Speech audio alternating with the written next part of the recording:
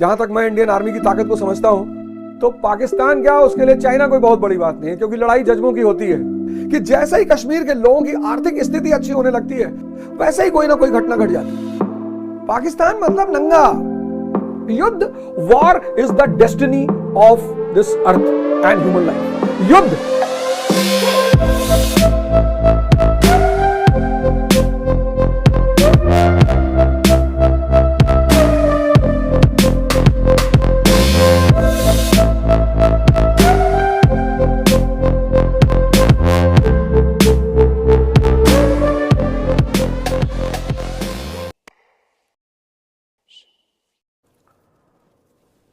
आप सभी लोगों को सादर प्रणाम।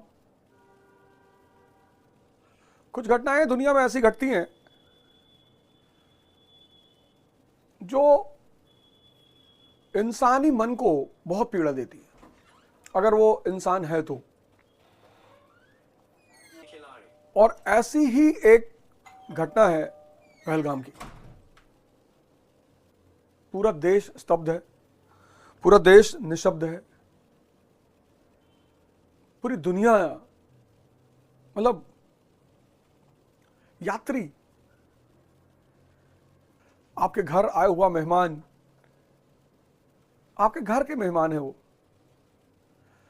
आपने एक नजीर पेश की। कश्मीर पिछले 1-2 सालों से, हालांकि इस घटना के पीछे कई सारे हाथ होने की आशंका है। 3.25 करोड़ टूरिस्ट पिछले साल कश्मीर पहुंचे। 3.25 करोड़। और अब जम्मू से सीधे जुड़ने जा रहा है श्रीनगर। और जैसे ही रेलवे की सुविधा शुरू हो जाएगी, कुछ घटनाएं बहुत जुड़ी होती हैं, जैसे ही रेलवे की सुविधा शुरू हो जाएगी, 1 अरब 50 करोड़ का देश अगर वो घूमने जाएगा तो अगर उसे समुद्र तट चाहिए तो वो केरल चला जाएगा। भारत एक ऐसा देश है जहां के लोगों को कोई भी लैंड टेरेन देखने के लिए बाहर जाने की जरूरत नहीं है। जाना चाहे अलग बात,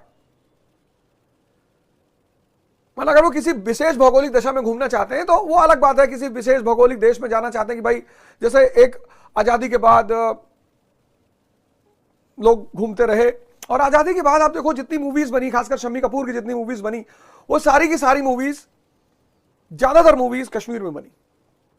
और ऐसा मैंने सुना कि शम्मी कपूर साहब ने कहा था कि मेरे डेथ के बाद जो मेरी अस्थियां होंगी उन्हें डल झील में डाल देना। 1990 का लिबरलाइजेशन आया, 91 का। अब जब देश में पैसा आएगा और लोग घूमने निकलेंगे, तो अगर स्विट्जरलैंड और कश्मीर में से चुनना हो तो आम तौर पर भारत का आदमी कश्मीर चुनेगा, क्योंकि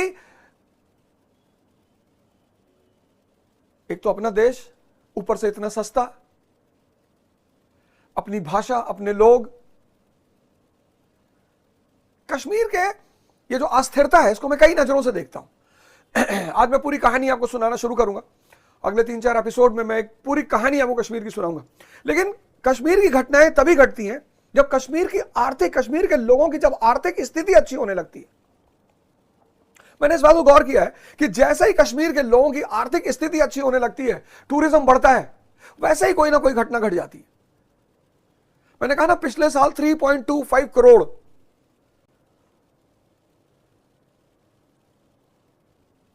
और भारत एक ऐसा देश है, अगर आपको समुद्र तट घूमना है आप केरला चले आओ, आपको समुद्र तट घूमना है आप तमिलनाडु चले आओ, आपको फॉरेस्ट एरिया में घूमना है आप असम चले आओ, नॉर्थ ईस्ट चले आओ, आपको रेगिस्तान जाना है आप राजस्थान चले आओ, आपको प्लेन्स में टहलना है यूपी बिहार आपके सामने ही है।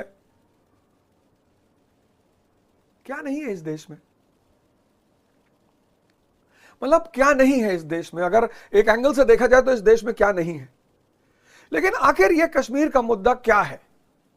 मैं पूरी कहानी शुरू से आज आपको सुनाऊंगा कि आखिर ये कश्मीर का मुद्दा क्या है, क्यों पैदा हुआ, कैसे शुरू हुई ये कहानी,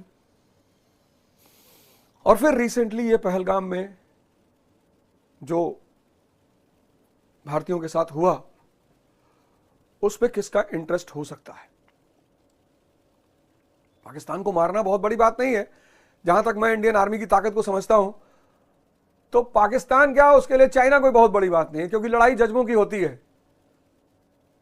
जहां तक मुझे इंडियन आर्मी की ताकत पता है और इंडियन आर्मी के जवानों की ताकत पता है, IPKF Indian peace keeping force पूरी दुनिया की रक्षा करती है, तो हमारे जवान, हमारी आर्मी किसी से टक्कर लेने में कभी पीछे नहीं हट सकती, सवाल ही नहीं उठता।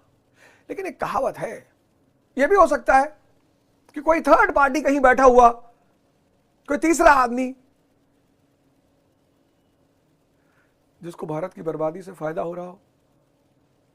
पाकिस्तान मतलब नंगा। अब एक नंगा आदमी चौराहे पे नाच रहा है, क्या फटेगा?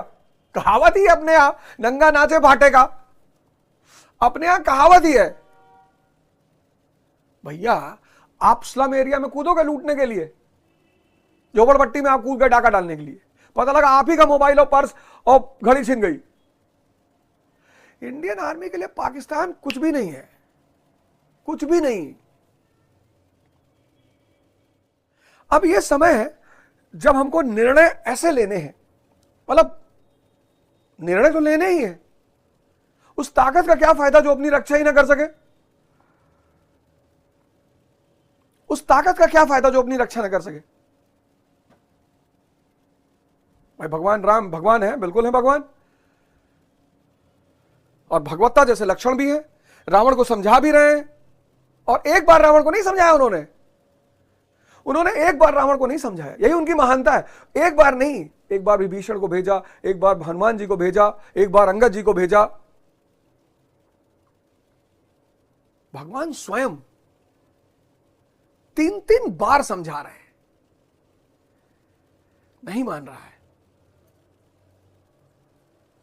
अब नहीं मान रहा है, तब तो जाना ही पड़ेगा। खैर, पाकिस्तान, ये सीन जो है ना, खासकर ये फोटो तो इतनी दिल दहलाने वाली है। ये बहन हमारी हिमांशी है शायद, मतलब ये फ्रीडम फाइट नहीं है ना। मैंने आज पाकिस्तान के एक मिनिस्टर को सुना कि वो स्वतंत्रता सेनानी है। ये नहीं, ऐसे लड़ाइयां नहीं लड़ी जाती।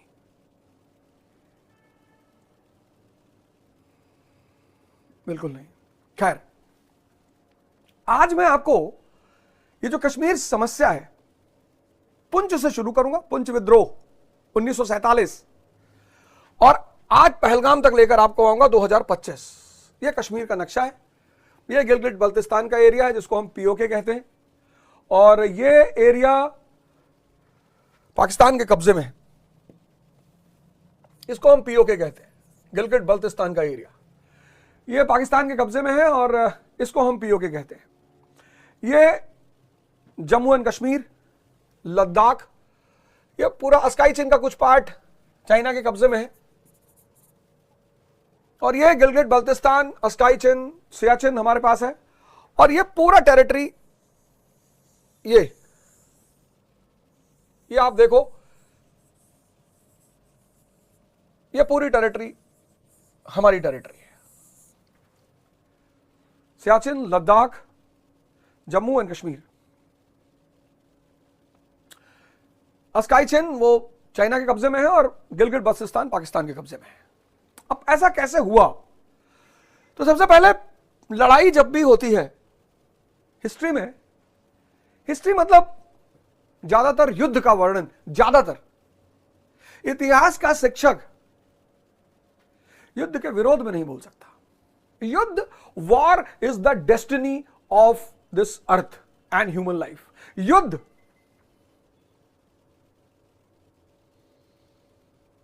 तो होगा ही। मतलब अगर मैं युद्ध के बारे में बोलना शुरू करूं सिर्फ इंडियन हिस्ट्री के, तो 50 युद्ध तो आपको बता ही सकता हूं। यहां से कलिंग आपने सुना ही, कितना नरसंहार हुआ।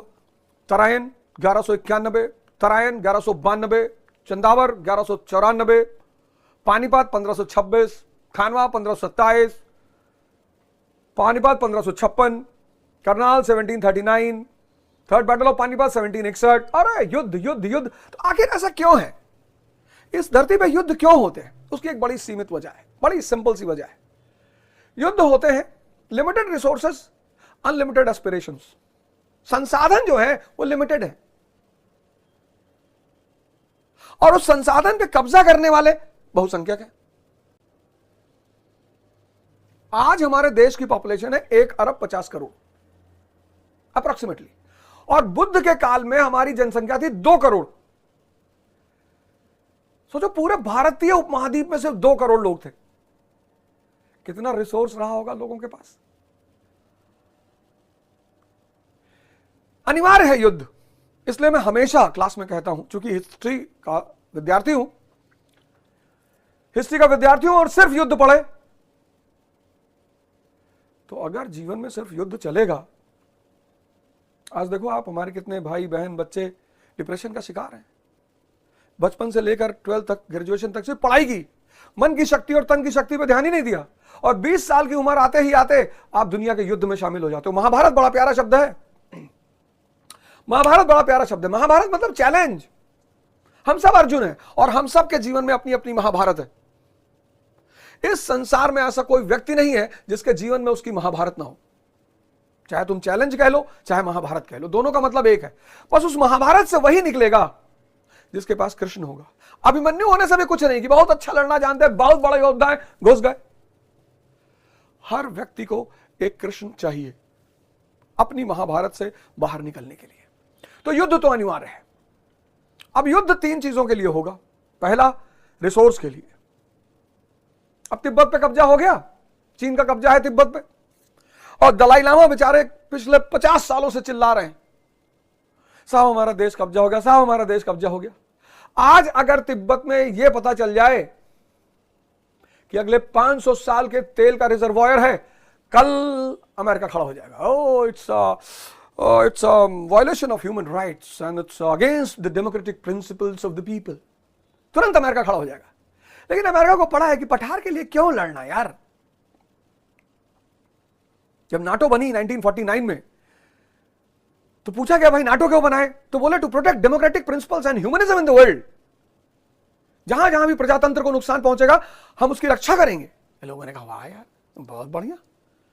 तो प्रजातंत्र का नुकसान अमेरिका की नजर में कहां हुआ? इराक में, लीबिया में।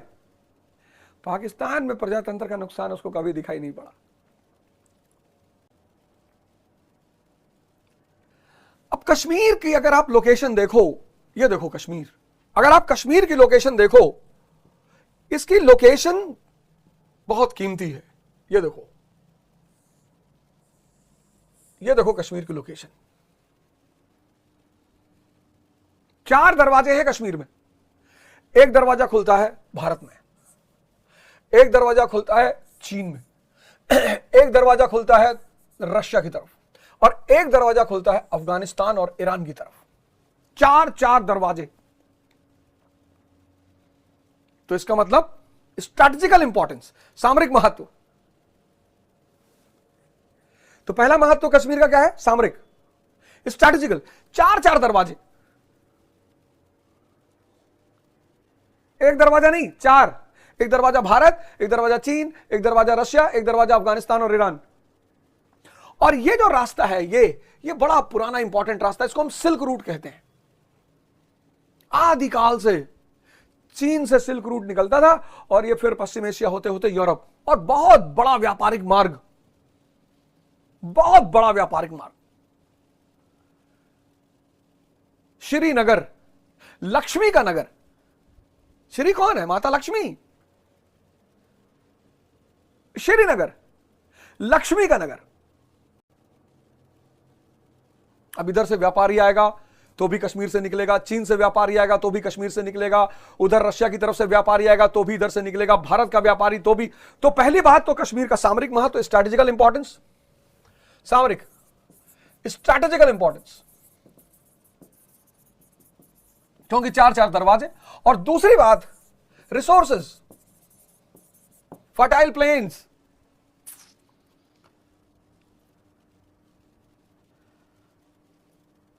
Fertile planes, handicraft industry. Kashmir कोई जाएगा बिना शॉल लिए आएगा ही नहीं। केसर, ड्राई फ्रूट्स, लेकिन उससे भी बड़ी बात है, उससे भी वाटर रिसोर्स, जल संसाधन। सतलज और इंदस, इन तीन चीजों ने कश्मीर को महत्वपूर्ण बना रखा है। पहला सामरिक महत्व, 4 दरवाजे मैंने आपको बताए। दूसरा रिसोर्सेस, उपजाऊ भूमि, फलों के बगान, केसर की खेती, हैंडीक्राफ्ट इंडस्ट्री, और उससे बड़ी चीज वाटर रिसोर्स, जल संसाधन। और इन तीनों चीजों ने कश्मीर की कीमत बढ़ा रखी है। अब यह आधुनिक कश्मीर की कहानी शुरू कहां होती है? जेएनके जो स्टेट बनाया, जेएनके जिसको आज आप स्टेट कहते हो, जम्मू कश्मीर, ये जम्मू के डोगरा राजपूत, बड़े युद्ध कुशल राजपूत, इनका भय आज भी है पूरे कश्मीर में। कई सारे तो मेरे मित्र हैं डोगराज, बड़े सारे, इनका शौक है आर्मी में जाना। अनुराग जमवाल हमारे साथ हुआ करते थे, सांब्याल, सांबा से था, अनुराग सांब्याल, बड़े सारे लोग हैं। मतलब मैं जितने डोगरा लोगों से मिला हूं, उनका सब का शौक, लंबे लंबे चौड़े चौड़े, और सबसे बड़ा पैशन आर्मी। मैंने लिटरली इनका खौफ, 2009 की बात है, मैं कश्मीर में क्लास ले रहा था, तो दिसंबर में भाई जब बर्फ से सब कुछ बंद हो जाता तो ये हुआ कि भाई अब तो जम्मू में ही क्लास चलेगी। मैं एक संस्था में पढ़ाता था, उनका सेंटर श्रीनगर में भी था, जम्मू में भी था। तो ये हुआ कि भाई अब यहाँ की क्लास बंद हो जाएगी। तो मैंने कहा यार ऐसा करो, तुम जम्मू आके पढ़ लो। एक लड़का था, तो मैंने उससे कहा भाई तू जम्मू आके पढ़ ले। उसने कहा सर जम्मू नहीं आएंगे। मैंने कहा क्यों? कहा सर वहाँ डोगरा लोग रहते हैं। अरे मैंने कहा भैया डोगरा रहते हैं तो कौन सी बड़ी दिक्कत की बात है? नहीं सर, वॉर सर, वॉर। इस कम्युनिटी ने, डोगरा राजपूतों ने, इन्होंने, अब इनका जो मेन बेस है डोगरास का, वो है जम्मू। जम्मू इनका बेस है।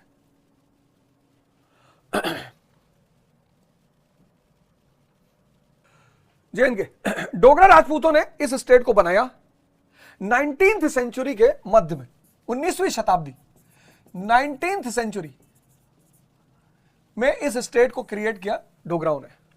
बड़ी शक्तिशाली कम्युनिटी, युद्ध पैशन, आर्मी में जाना एकमात्र लक्ष्य। तो जम्मू इनका बेस। लाहौर की संधि हुई 1846 में, 1846, ट्रीटी ऑफ लाहौर, लाहौर की संधि पंजाब और ईस्ट इंडिया कंपनी के बीच में हुई। तो ईस्ट इंडिया कंपनी ने पंजाब से कश्मीर ले लिया, और कश्मीर लेके डोगरा राजा गुलाब सिंह, महाराजा गुलाब सिंह, महाराजा गुलाब सिंह को कश्मीर भेज दिया। ईस्ट इंडिया कंपनी ने 1846 की लाहौर की संधि के तहत पंजाब स्टेट से कश्मीर लेके 50 लाख रुपए में महाराजा गुलाब सिंह को बेच दिया। तो अब जम्मू के साथ साथ कश्मीर भी डोगरा लोगों के कब्जे में, 1846 में। 1850 में के आसपास इन लोगों ने बुद्धिस्ट लामाओं से लद्दाख ले लिया, और 1840s के बाद इन्होंने अफगानियों से लिया गिलगिट और बल्तिस्तान। देख लीजिए आधुनिक कश्मीर कैसे बना। आधुनिक कश्मीर को बनाया डोगरा राजपूतों ने। इनका बेस, इनका स्थल कहां है? ये जम्मू के हैं, जम्मू इनका बेस है। 1846 में कश्मीर ले लिया, खरीद लिया महाराजा गुलाब सिंह ने। किससे खरीदा? ईस्ट इंडिया कंपनी से। और 1850 में लामाओं से लद्दाख ले लिया, और 1840 के बाद गिलगिट बल्तिस्तान ले लिया अफगानियों से। अब ये 4 प्रांत मिलकर आज है आधुनिक कश्मीर। जम्मू, लद्दाख, कश्मीर, गिलगिट और बल्तिस्तान, ये 4 प्रांत मिलकर बना J&K, किसने बनाया? डोगराओं ने। कब बनाया?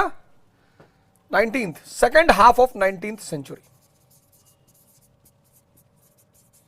Second half of 19th century, 19वीं शताब्दी के उत्तरार्ध में। आशा करता हूं यह बात आपको समझ में आ गई होगी कि आधुनिक कश्मीर राज्य बना कैसे। पूरी चर्चा करेंगे 1947 के पुंछ से लेकर पहलगाम 2025, सारी बात बताएंगे आपको। तो यह है जम्मू कश्मीर राज्य का निर्माण।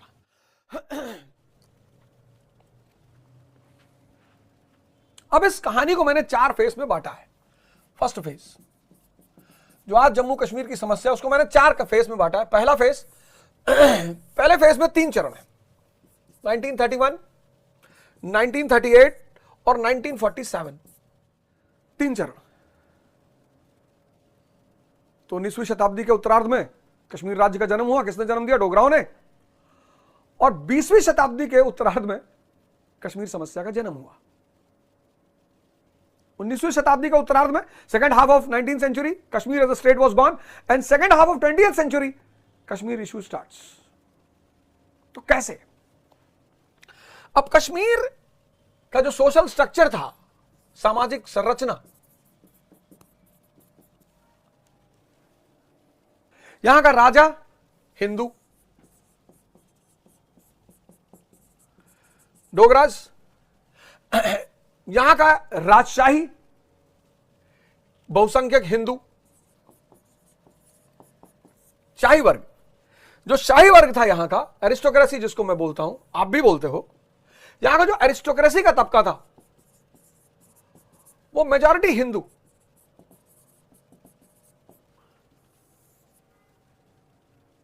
और मेजॉरिटी पॉपुलेशन, मेजॉरिटी जनसंख्या किसकी?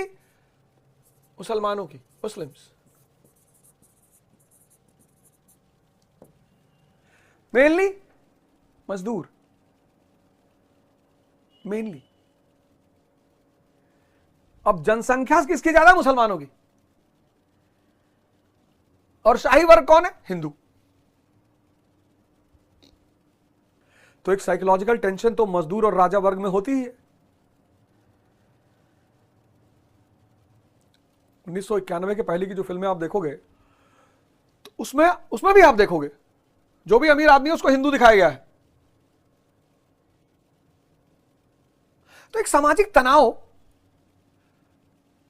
कश्मीर के समाज में व्याप्त था। सोशल टेंशन, एक सोशल टेंशन था, सामाजिक तनाव, क्योंकि भाई जो मजदूर होगा उसका शोषण तो होगा ही। इसी परिस्थिति में एक व्यक्ति उभरता है कश्मीर में, शेख अब्दुल्ला। शेख अब्दुल्ला, ये बारामूला के एक शॉल मर्चेंट के बेटे शेख अब्दुल्ला, बारामूला के एक शॉल मर्चेंट के बेटे। और इन्होंने अपनी पढ़ाई की अलीगढ़ मुस्लिम यूनिवर्सिटी में, एएमयू में। लंबे चौड़े अच्छे वक्ता आज उनके बेटे, उनके पोते, इनके बेटे फारूक अब्दुल्ला और फारूक अब्दुल्ला के बेटे उमर अब्दुल्ला। वो आज उमर अब्दुल्ला जी सीएम है वहां के, कश्मीर के। तो एक सरल व्यापारी के, सामान्य परिवार के शेख अब्दुल्ला, पढ़ाई की एएमयू में, वोल्टायर को पढ़ा, रूसो को पढ़ा, मॉन्टेस्क्यूज को पढ़ा, कार्ल मार्क्स को पढ़ा। और ज्यादा पढ़ लेने से जिंदगी में दिक्कत तो होती है, ये मेरा व्यक्तिगत अनुभव है। ज्यादा पढ़ लेने से दिक्कत होती है। अब ये जो एएमयू से लौटकर कश्मीर पहुंचे शेख अब्दुल्ला साहब, इतनी पढ़ाई लिखाई करके पहुंचे, तो वहां की प्रशासन और राजनीति में अपनी जगह नहीं बना पाए।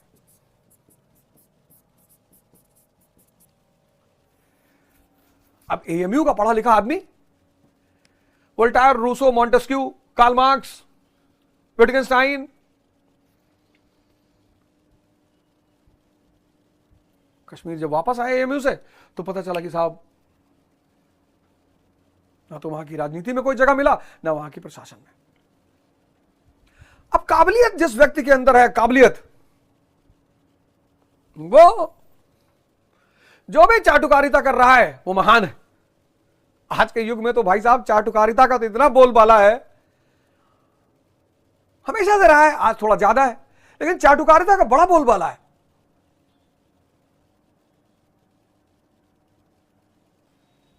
और जहां योग्यता है वहां सजदा तो है ही नहीं। महात्मा बुद्ध परम ज्ञानी किसी को सजदा कर सकते हैं? कभी नहीं। डॉक्टर अंबेडकर सजदा कर सकते हैं? कभी नहीं। लड़ेंगे?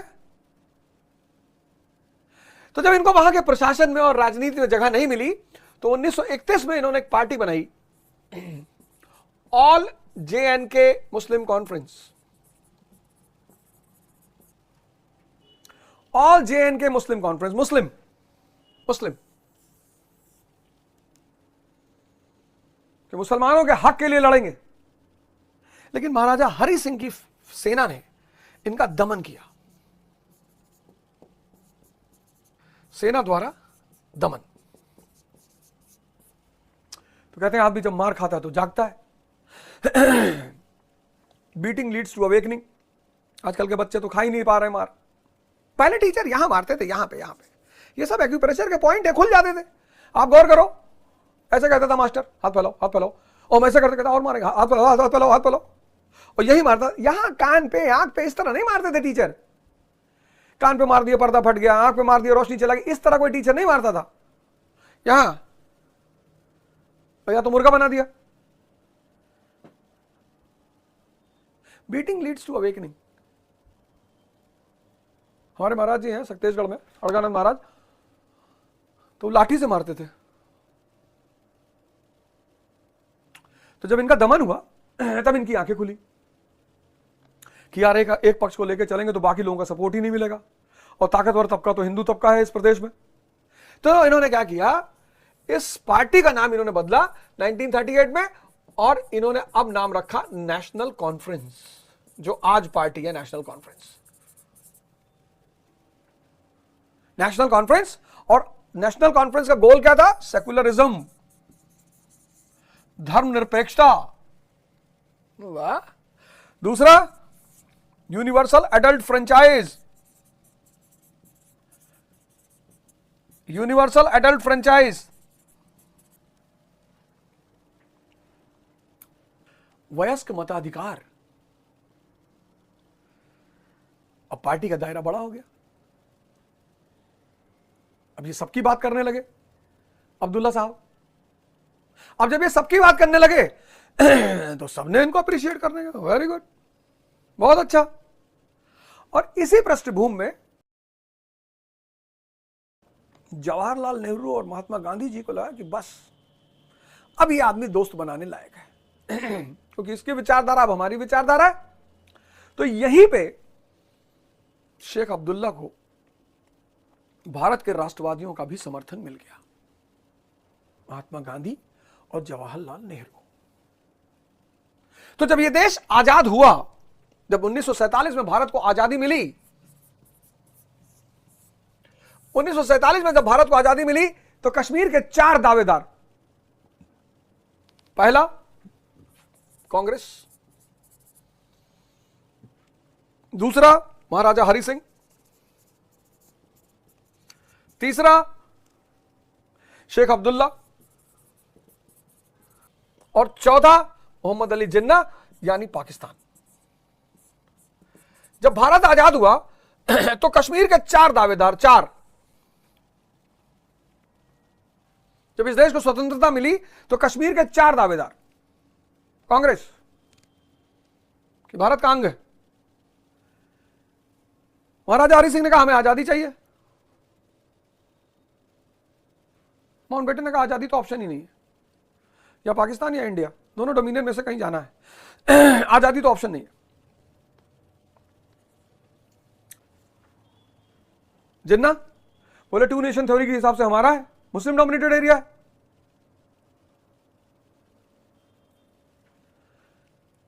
ये आदमी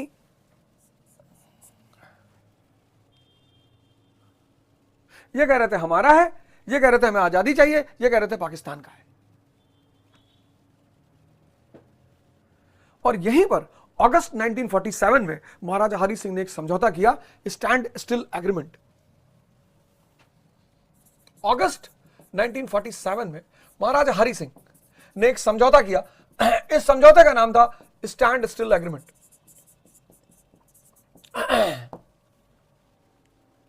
इस समझौते के अंदर defence, transport and communication, foreign affairs, दोनों डोमिनियन देखेंगे।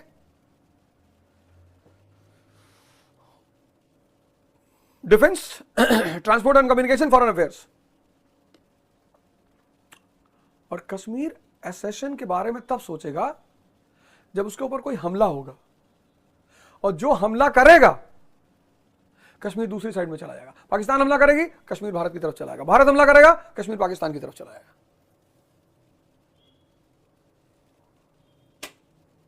कहीं जाइएगा मत। और यहीं पर एक बड़ा कांड हुआ, पुंछ विद्रोह, सरदार इब्राहिम खान। कल चर्चा करेंगे, कहीं जाइएगा मत, पूरी कहानी सुनाएंगे आपको कश्मीर की, पुंछ विद्रोह से लेकर 2025 पहलगाम तक। जय हिंद, जय भारत।